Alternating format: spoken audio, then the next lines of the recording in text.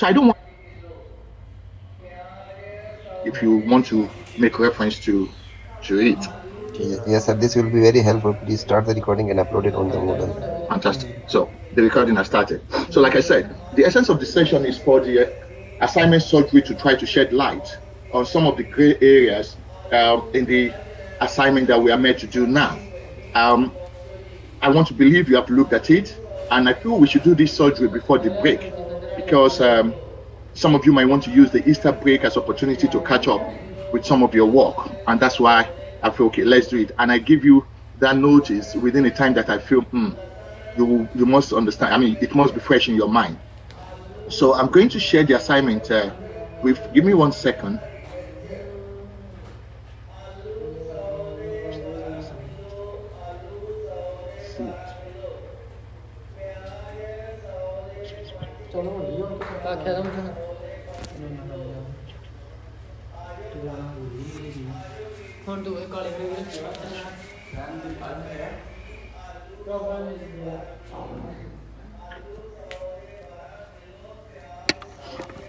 Okay.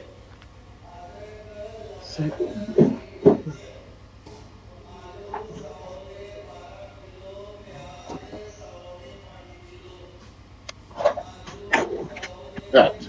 Okay, so I'm going to share the assignment brief and we go through it together. I explain what is expected and then you can tell me exactly where your possible questions are. Is that all right? Yes, sir. Yeah, all right. Okay. Okay. I'm sure you can see my screen now. So, Yes. good. Sorry, I think Michaelis is saying something to me. Let me just check, because I'm not sure if he was going to be able to. Okay. Michaelis was going to join us before, but he can't. He's engaged, so he just sent me an email. Okay, that's fine. All right. Okay, so if you can see my screen, you can see that the ending date for this resubmission is the 21st of May. So, effectively, we have about, less than 2 months from now. Now, the learning outcome for this course, it remains the same. And that should be something that you bear in mind as you write the essay. Now, you will agree with me that the first, second, and third learning outcomes were group work initially. And the last learning outcome happens to be a reflective essay. Now, the first, second, and third learning outcomes are now individual essay of 3,000 words. We'll get to that question in a bit. And the reflective essay remains a reflective essay. Now, what you are expected to do this time around with the reflective essay is different from what you did before. And I need you to understand that. Because I remember last semester, some students made a mistake and that made them to fail again. So I don't want this to happen. Now, the reflective essay you wrote when you attempted the exam the first time, the reflective essay was based on the relationship that exists between you and the group where you work and your experiences during the course of study. Now, because you are not going to do a group work, your reflective essay is meant to be your experience having failed this course and you are now going to recite it. And what do you think you will do to avoid a possible failure? What have you learned having failed the first time? It is very important that you pay attention to this part, because I had some students who did this last semester, and when they were writing their reflective essay, they were still writing as if it was a group work. And I was lost, like, where is that coming from? Because it's no longer a group work. Now, let's look at the first learning outcome. Here we are expected to critically do a review of contemporary issues, challenges, and complexity of managing organization in a diverse and multicultural global environment, and the impact it's got on HR function and strategic plans.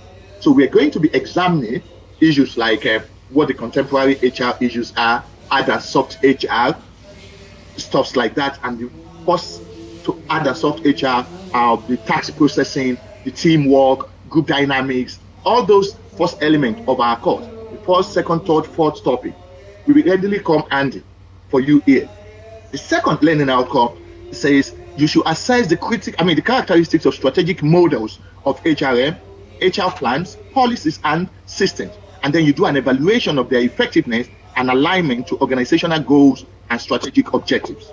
And the third one, you are to critically evaluate contemporary HR and employment-related issues This is where the issues of legality, regulations, legal framework will come in. Regarding the impact they have on employees, these issues could be legal, organizational framework, various cultural issues where you talk about the issue of Ostend, the Ostend 6 dimension, or you want to talk about Andic aspect of culture. All of this we've done within an international organization. And the last one, which is the reflective account. You are to critically reflect on the skills and knowledge acquired as an aspiring HR manager in trying to do your HR function and to reflect on your experience. Now, these are the learning outcomes. Now, let's go back to the question. Now, the question states that you should write a 3,000 word essay that critically analyze how an organization that you are familiar with can develop an HR strategy. Please note, guys, you are not asked to pick 2 organizations. The first task, that's last semester, before those of you who are attending this surgery failed, you were to pick 2 organizations and then you look at what they do. This particular question has not asked you to pick 2. Now, the question some of you have asked me in your email is, can you still use the same organization that you used last semester? Yes, you can. For example, if in the group you belong, what you guys did was to look at Samsung and Apple, or you look at Toyota and HSBC Bank, or you've looked at Amazon and Uber. If those are the organizations you've looked at, and for your individual essay now, that you want to pick one of those companies, that is absolutely fine. It is fine. But note, this is not asking you to pick 2. I'm going to read that line again.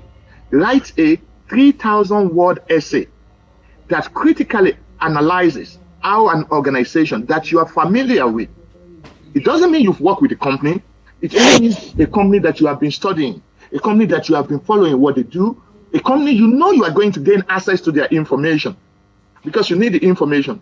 You've never worked with Apple, you've never worked with Samsung, but you know that, okay, if you get online, you can get reasonable information that will enable you to do this task. So that's why we say that you are familiar with. And then write how an organization that you are can develop an HR strategy on, look at it, on 1, managing the performance of its employees to develop their career, not only nationally, but internationally. Now, issues of performance management comes in here. One of you is not muting yourself. I can hear his sound. I don't know who that is. Okay, thank you. Is it you, Sandy? Yeah. Okay. Kunakuma. Yes. Okay. Let me go back to my slideshow. Okay. Now, the first aspect says that how the organization manages performance of its employees to develop their career.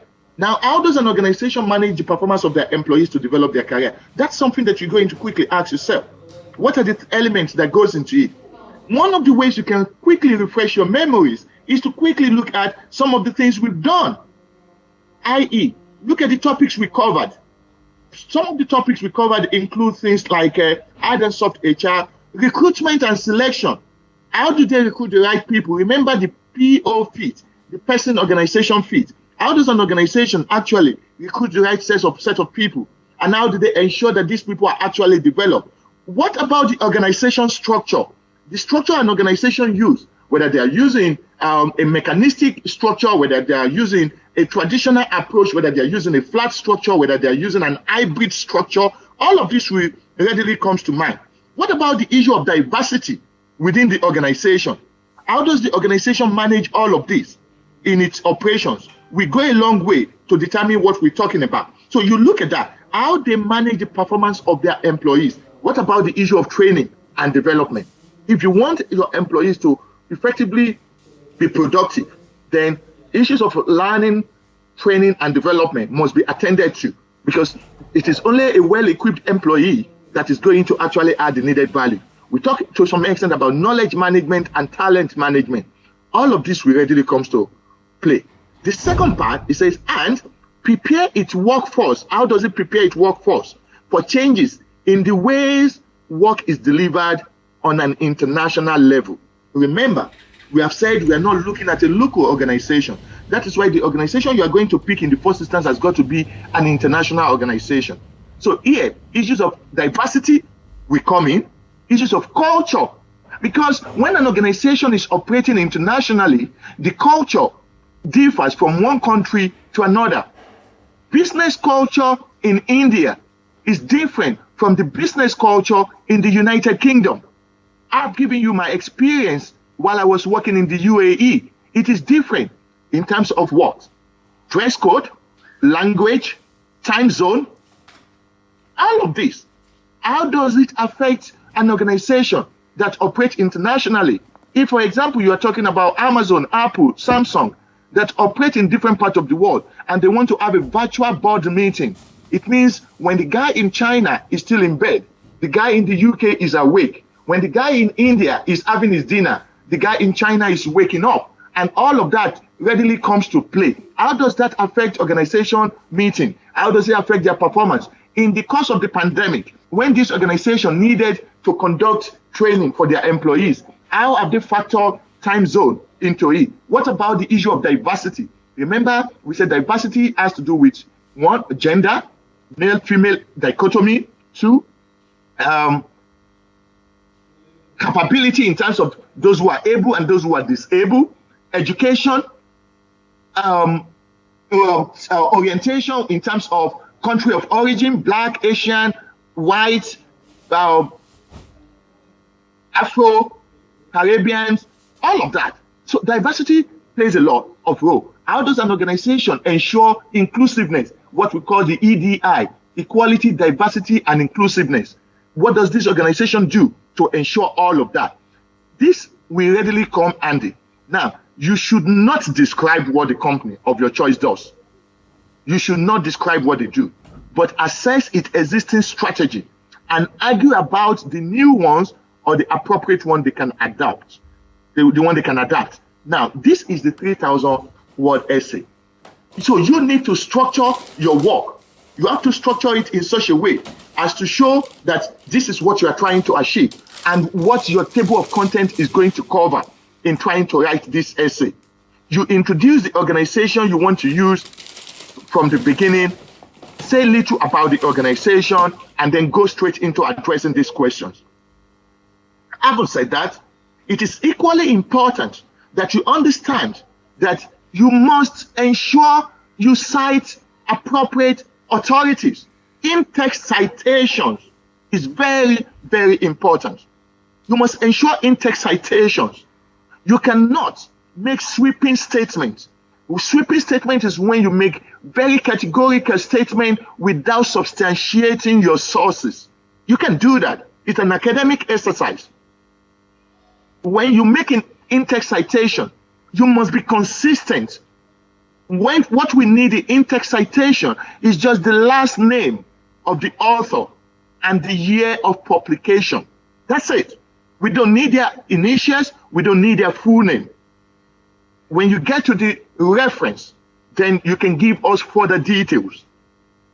In-text citation must be ensured. Under that as well, you must ensure currency of your citation. What do I mean? Do not allow your essay to be dominated with old work. I will expect to see from 2010 upward, from 2010 to 2021, I don't want to be seeing citation of 1984, 1976. You may have reason to cite some of those. For example, Ostend's work was written in the 80s and 90s, early 90s. So you will cite that because it's a classical work. But that old citations must not dominate your work. I must also warn that do not just give us bogus citations. What some of you did, which also led to the downfall of some of us, was that we were just inserting years that are absolutely irrelevant and incorrect, thinking that we don't check. If, for example, you said Akim 2019, I'm going to check. Whereas Akim's work is 1976, it's 1985, or it's not even Akim at all. It's Fanadex, 1996, and you now call it Fanadex 2021, I'm going to know, and that will be punished. So we must ensure in-text citation. We must ensure that we do not quote verbatim. If we have a reason to quote verbatim, then you must put the page number of your source in the in-text citation.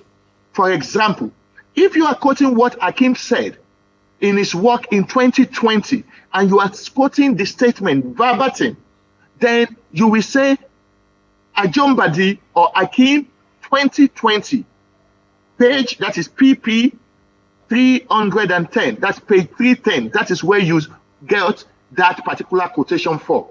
That is how to quote verbatim and in-text citation. But as master student, you are encouraged as much as possible to avoid verbatim quotation. Rather, you should try to understand what the quote says and paraphrase it in your own words. But there are some quotes that are classical. They are locus classical quotes that if you try to paraphrase them, you may water them that they lose meaning, and you don't want that. On such occasions, verbatim quote is encouraged. Finally, before I allow you to ask your question, you must not be descriptive. Your work must be critical. You should not just tell me what Hakim had said, what Fanadex had said, what Ostend had said. Whatever all these people have said, there are other scholars that have tried to critique them. There are contrary views to them. There are also some other views that corroborate, that is, that support them. And that is where your discussion becomes an academic discussion that we will find very interesting. Where your work is descriptive, it's not going to earn you any good mark. You must ensure that you introduce relevant models, theories, graphs as applicable. For example, you are talking about culture. You want to talk about Ostend model. For example, you want to talk about training and development. You want to introduce one of the models we've dealt with in the class. You want to talk about diversity. You want to introduce a theory. That is how you introduce all this in your work. And I will pause at this point and allow you to ask your question. Please, any question. I've stopped sharing for a minute. Please ask question before I move on to the next. Sir, is there any sample you can provide? No. Unfortunately, no. And like I said to you before, we are not allowed to share other students' work, unfortunately, because it is against the university practice.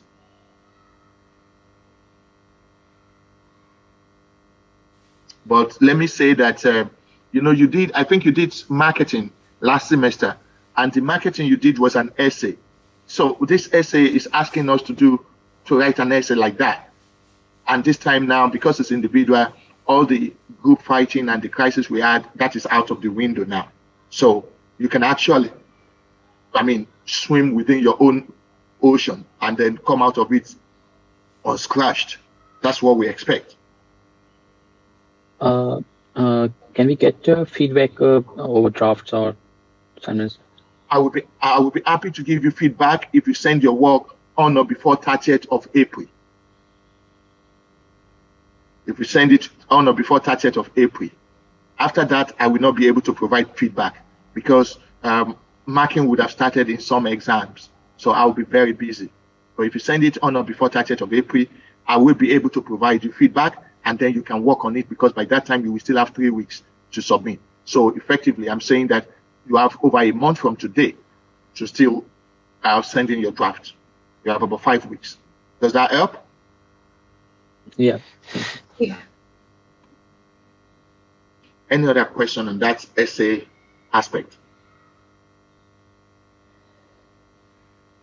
Abigail, any question? Poonam? No, sir. Okay. Amajit? So it's like we can pick any multinational company and we just have to critically analyze to Absolutely. all the points. All the Just points, not to describe only. we had to Yes. critically evaluate. Yeah. Okay. Okay. Sorry, one thing more. Like Abab, in I'm the coming to you in the after first Ahmad. semester, in the first semester, Sure, please. we done work in, I think, around 3,300 words. You did what? 3,300 words. Okay. So some students done their work, I think, around 7,000 words. So is that impact on the assignments? Or Oh, definitely. If you do last semester, remember what we said to you was minimum 3,000 words. We did not give you maximum last semester. We just said Yeah. minimum 3,000 words because that was a lot of work. It was a group work. We asked you to do PowerPoint and we also asked you to do notes. But so that one, we didn't put a maximum. So those who do 7,000, that's fine. It must not be less than 2,700, which is the 10%. But this time, you cannot do that.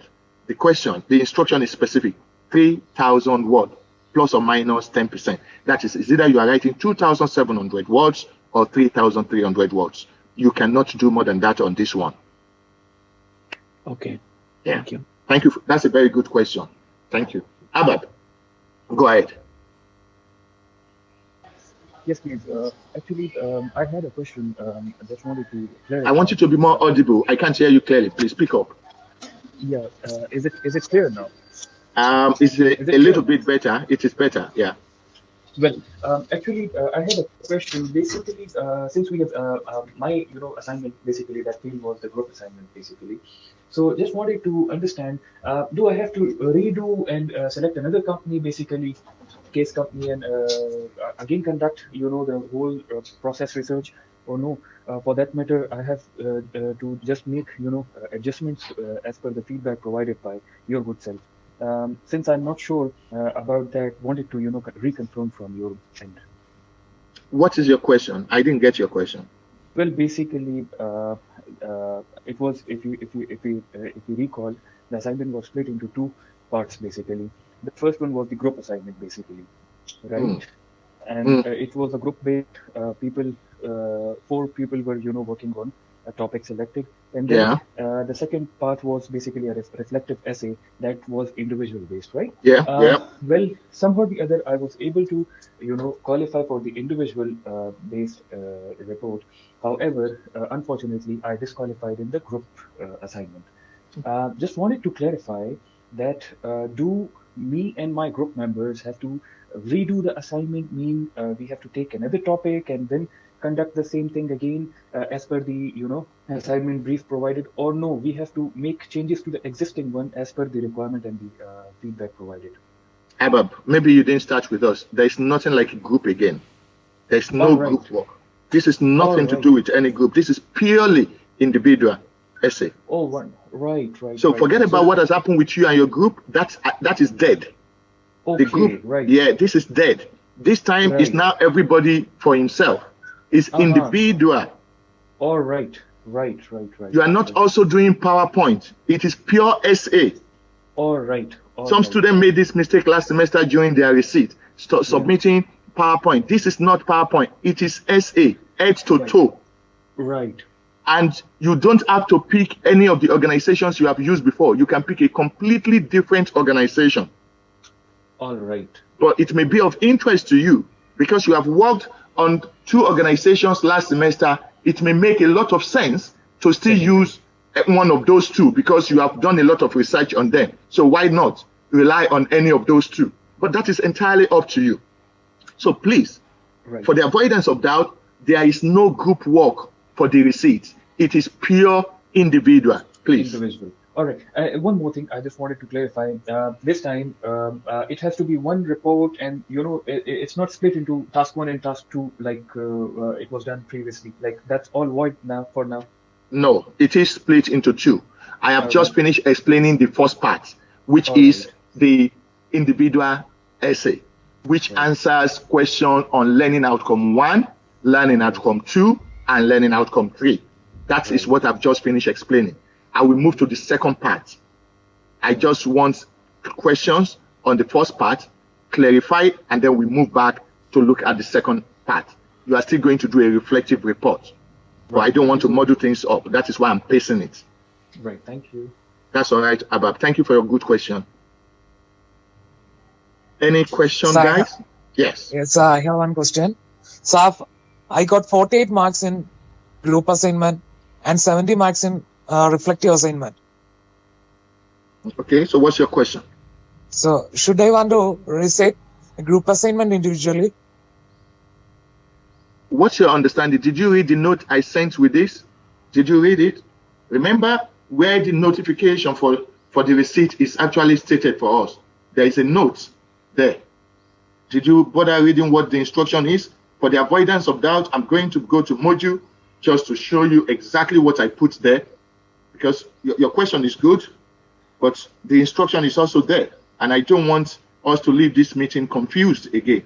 So I'm going to take us to the module page, and then you will see the very clear instruction. There's no ambiguity about it. 1 second, I'm just trying to get to that module page.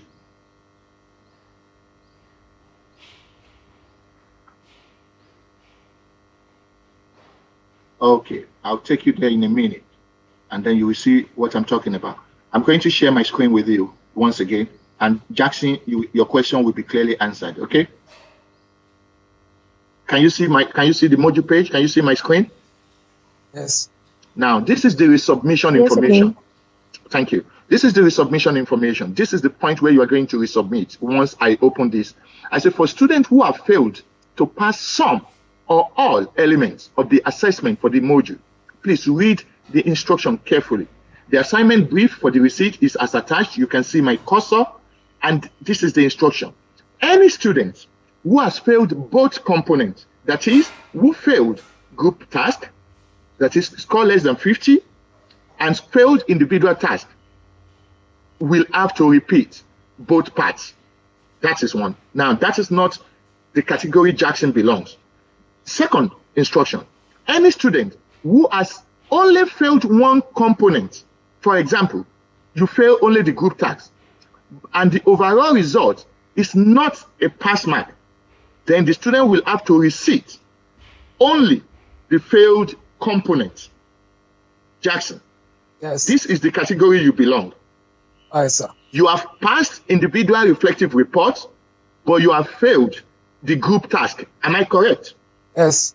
Which means that you don't have to write the reflective report again. The only one you are writing is the individual 3,000 essay.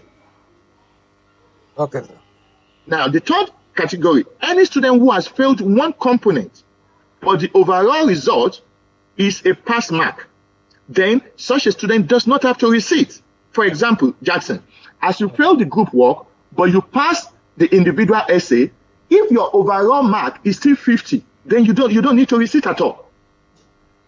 Okay, sir. So if there is anybody, for example, who failed group work but passed individual, but average result is 50%, you don't need to be here. You don't need to do it. But if you fail one component,